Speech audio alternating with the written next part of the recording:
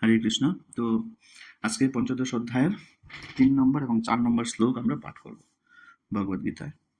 ওম নমো ভগবতে বাসুদেবায়, ওম নমো ভগবতে বাসুদেবায়, ওম নমো ভগবতে বাসুদেবায়।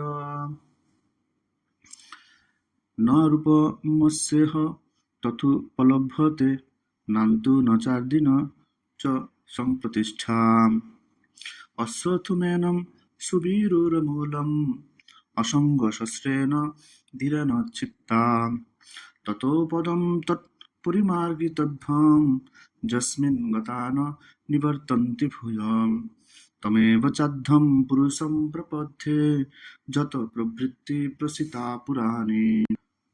অনুবাদ: এই বৃক্ষের স্বরূপ এই জগতে উপলব্ধ হয় না, এর আদি অন্তঃস্থিতি যে কোথায় তা কেউ বুঝতে পারে না। তীব্র বৈরাগ্যরূপ অস্ত্রের দ্বারা দৃঢ়মূল এই বৃক্ষকে ছেদন করে সত্যবস্তুর অন্বেষণ করা অত্যন্ত কর্তব্য, যেখানে গমন করলে পুনরায় ফিরে আসতে হয় না।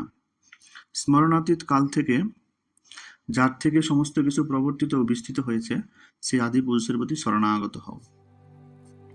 তো এই শ্লোক দুটিতে এখানে বিশেষভাবে বর্ণনা করা হয়েছে যে কিভাবে এই বৃক্ষের যে প্রভাব, এর থেকে মুক্ত হওয়া যায়। আমরা গতদিন আলোচনা করেছিলাম এই বৃক্ষটি ত্রিগুণের দ্বারা তার সমস্ত কিছু প্রভাবিত হয়ে আছে, তার শাখা প্রশাখা সবকিছু ত্রিগুণের দ্বারা প্রভাবিত হয়ে আছে। তার মানে এই ত্রিগুণের প্রভাব থেকে কাউকে মুক্ত হওয়া সম্ভব নয়। সে জ্ঞানী হতে পারে, পণ্ডিত হতে পারে, ডাক্তার হতে পারে, ইঞ্জিনিয়ার হতে পারে, বা ত্রিগুণের প্রভাব থেকে কেউ মুক্ত হতে পারে না। এই জন্যই বলা হয়েছে যে এই বৃক্ষের যে প্রভাব, জীব বিভিন্ন শরীরে এই বৃক্ষের মধ্যে ফল অন্বেষণে ব্যস্ত। আজকে এই ফল, কালকে ওই ফল, পরশু ওই ফল, আজকে এই দেহ, কালকে ওই দেহ, পরশুদিন আরেকটা দেহ, বিভিন্ন দেহে জীব এই বৃক্ষের মধ্যে অবস্থান করছে। এবং আরেকটা জিনিস বলা হয়েছে যে এই বৃক্ষের মূল যেহেতু ঊর্ধ্বগামী এবং এর বিস্তার লাভ করেছে নিম্নগামী, সেই জন্য কেউ এই বৃক্ষের শুরু কোথায় আর শেষ কোথায় খুঁজে পায় না। তো আজকে আমি দেখতে পাচ্ছি বড় বড় বিজ্ঞানীরা তারা চাঁদে যাওয়ার জন্য খুব চেষ্টা করছে। চাঁদ বেশি দূরে নয়, কিন্তু এই বৃক্ষ তার চেয়েও বিশাল বিস্তৃত। এই বৃক্ষ যে কত বিস্তৃত, এই জড়জগৎ যে কত বিস্তৃত, আমরা কল্পনাও করতে পারবো না। এমনকি যখন ব্রহ্মার জন্ম হয়েছিল, ব্রহ্মা একটি নাভি থেকে উদ্ভূত পদ্মের মধ্যে ব্রহ্মার জন্ম হয়েছিল। সেই দেবতাদের সময় 100 বছর ব্রহ্মা সেই পদ্ম বেয়ে নিচের দিকে নামছিল, কিন্তু তিনিও জানতে পারলেন না এই সব কিছুর মূল কারণ কি। এই জন্য এই যে বৃক্ষ, এই জড়জগৎ, এই জড়জগতের আদি এবং অন্ত খুঁজে বের করা খুব কঠিন আমাদের মতো ক্ষুদ্র জীবের জন্য। সেজন্য এখানে বলা হয়েছে যে এই বৃক্ষের মধ্যে আমরা আচ্ছন্ন হয়ে আছি ত্রিগুণের দ্বারা। এখান থেকে বের হব কি করে? কিসের থেকে বের হতে চাই? এই জড় দেহ, এই দেহ, এই শরীর, এই শরীরের ভাবনা থেকে বের হওয়া, এই শরীর থেকে বের হওয়া। যে কেন এই শরীরে প্রবেশ করেছি?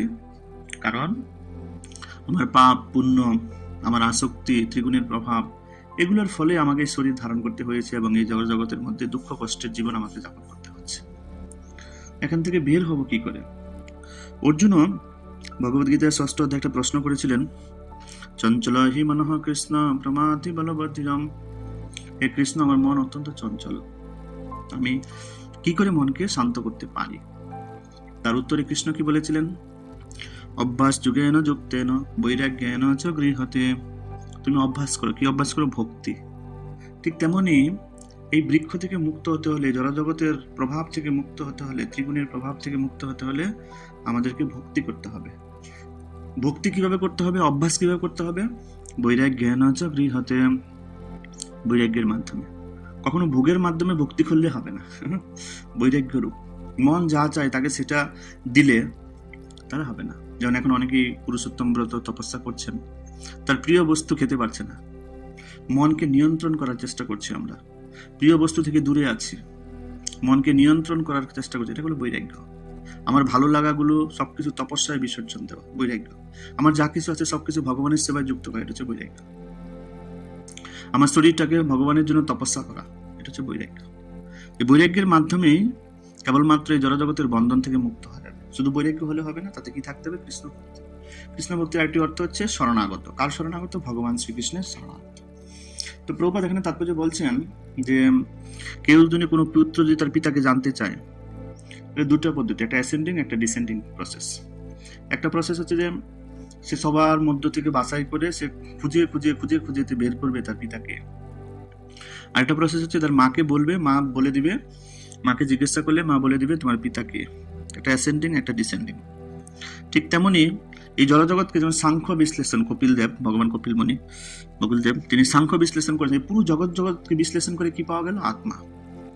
আত্মা কোথা থেকে এলো? পরমাত্মা থেকে। পরমাত্মা কে? ভগবান। এইভাবে বিশ্লেষণ করে করে করে করে নিজেকে জানা, এটা হচ্ছে অ্যাসেন্ডিং প্রসেস। আর ডিসেন্ডিং প্রসেস কি? আমার মায়ের কাছ থেকে জানা। মাকে, আমাদের মা হচ্ছে শাস্ত্র, শাস্ত্রের মাধ্যমে ভগবানকে জানা, পরম পুরুষোত্তম ভগবানকে জানা। কেউ যদি পরম পুরুষোত্তম ভগবানকে জানতে পারে, আত্মতত্ত্ব জ্ঞান লাভ করতে পারে। তবে প্রভুপাদ এখানে বলছেন আত্মতত্ত্ব জ্ঞান সাধু সঙ্গের মাধ্যমে হতে হবে, তবেই সে ভগবানকে জানতে পারবে। সাধু সঙ্গ না থাকলে সে ভগবানকে জানতে পারবে না। আর ভগবানকে জানার মাধ্যমে হলে হবে না, তখন কি করতে হবে? ইন্দ্রিয়ের নিয়ন্ত্রণ করতে হবে, ইন্দ্রিয়কে নিয়ন্ত্রণ করা শিখতে হবে। আসক্তি অত্যন্ত প্রবল। এই আসক্তির ফলে আমাদের ইন্দ্রিয়গুলো কি হয়? যথাযুক্ত ব্যবহার না হয়ে নিজের যথাচ্ছর ব্যবহৃত হয়। সেজন্য আমাকে কি করতে হবে? ইন্দ্রিয়কে নিয়ন্ত্রণ করতে হবে, নিয়ন্ত্রণ করার শিক্ষা লাভ করতে হবে। এজন্য আমাদের বৈদিক শাস্ত্র অনুসারে ছোট বাচ্চাদেরকে গুরুকুলে পাঠানো হতো ইন্দ্রিয় নিয়ন্ত্রণ করার শিক্ষা গ্রহণ করা। জিহ্বার ব্যাগ, কামের ব্যাগ, ক্রোধের ব্যাগ, চক্ষুর ব্যাগ, জ্ঞান ইন্দ্রিয়ের ব্যাগ, কর্ম ইন্দ্রিয়ের ব্যাগ, এই সমস্ত ব্যাগ নিয়ন্ত্রণ করার শিক্ষা সেখানে গুরুকুলে দেওয়া হতো। কিন্তু দুর্ভাগ্যবশত আমাদের বর্তমান স্কুল কলেজের শিক্ষা আছে, সেখানে কাউকে ইন্দ্রিয় নিয়ন্ত্রণের কোনো শিক্ষা দেওয়া হয় না। সেখানে শুধু কেবলমাত্র অর্থ ইনকাম করার জন্য কিছু জ্ঞান দেওয়া হয়। এজন্য ইন্দ্রিয় যদি নিয়ন্ত্রণ করতে না পারে, তাহলে সেই বিদ্যা, সেই শিক্ষা সে কি কাজে ব্যবহার করবে? নিজের ইন্দ্রিয় তৃপ্তির কাজে ব্যবহার করবে। সেই জন্য ইন্দ্রিয়কে নিয়ন্ত্রণ করা, তাতেই বৈরাগ্য প্রকাশিত হবে ধীরে ধীরে। আমি আমার চোখ দিয়ে আমি কি দেখবো, এটা আমাকে ডিসিশন নিতে হবে। যদি আমার মনের উপর ছেড়ে দেই তাহলে ভুল হবে। আমি কান দিয়ে কি শ্রবণ করবো, সেটা আমাকে ডিসিশন নিতে হবে। আমি আমার মনের উপর ছাড়তে পারি না, মনকে বিশ্বাস করা যায় না। মন হচ্ছে বন্ধুর মতো, সে প্রতারণা করতেই পারে। এই জন্য প্রভুপাদ এখানে বলছেন আত্মসমর্পণ হচ্ছেন শ্রবণ, কীর্তন এবং আদি নববিধ ভক্তির অনুশীলনের চরম পরিণতি। কেউ যদি নববিধ ভক্তি অনুশীলন করে, শ্রবণ, কীর্তন, দাস্য, পাদন, নিবেদন, এবং সবার পরম পরিণতি হচ্ছে আত্মসমর্পণ, আত্মনিবেদন। তো প্রথম শুরু হয়েছে শ্রবণ এবং কীর্তন দিয়ে, সাধুর সঙ্গে এসে ভগবানের কথা শ্রবণ এবং হরিনাম কীর্তন, এবং এর পরিসমাপ্তি হবে আত্মসমর্পণের মাধ্যমে। যদি শ্রবণ এবং কীর্তন না হয়, সাধুর সঙ্গে যদি ভগবানের কথা শ্রবণ না হয়, শুদ্ধভাবে হরিনাম কীর্তন করতে না পারি, তাহলে আত্মসমর্পণ পর্যন্ত পৌঁছাতে পারবো না। এই জগতের বিস্তারের কারণ হচ্ছে ভগবান। ভগবান নিজে বলেছেন অহম সর্বস্ব প্রভব মত্ত সর্বম প্রবর্ততে।